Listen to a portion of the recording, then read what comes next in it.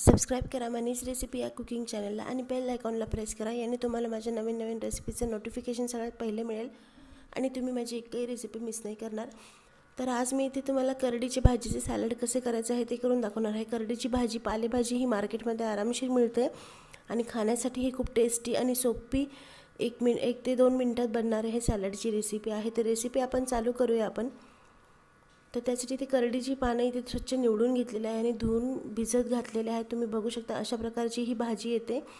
अशा पानांची ही भाजी इथे तुम्हाला दाखवते मी. पान याला करडीची भाजी म्हणतात. बऱ्याच जणांना माहीत नसेल त्यासाठी मी डिटेल दाखवते आहे. तर ही भाजी धुवून स्वच्छ चिरून घ्यायची आहे आपल्याला.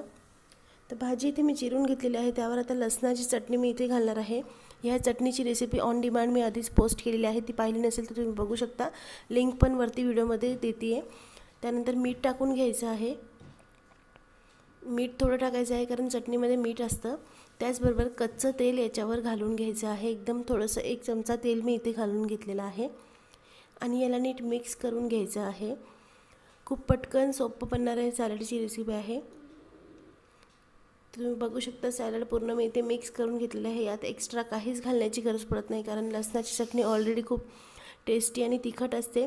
तुम्हाला हवं असेल जास्त तिखट तर तुम्ही चटणी जास्त ॲड करू शकता. तर करडीच्या भाजीचं सॅलड तुमचं 2 मिनिटात बनवून तयार झालेलं आहे. तुम्ही बघू शकता. सॅलड तुम्ही खाऊ शकता चपातीसोबत, वरण भातासोबत, पण नुसतं कच्चं खायला पण हे सॅलड कशासोबतच न खाता पण नुसतं पण कच्चं छान लागतं. ज्यांना भाज्या आवडत असेल त्यांनी तर नक्की हे कच्च्या भाज्यांचं सॅलड खाऊन बघावं.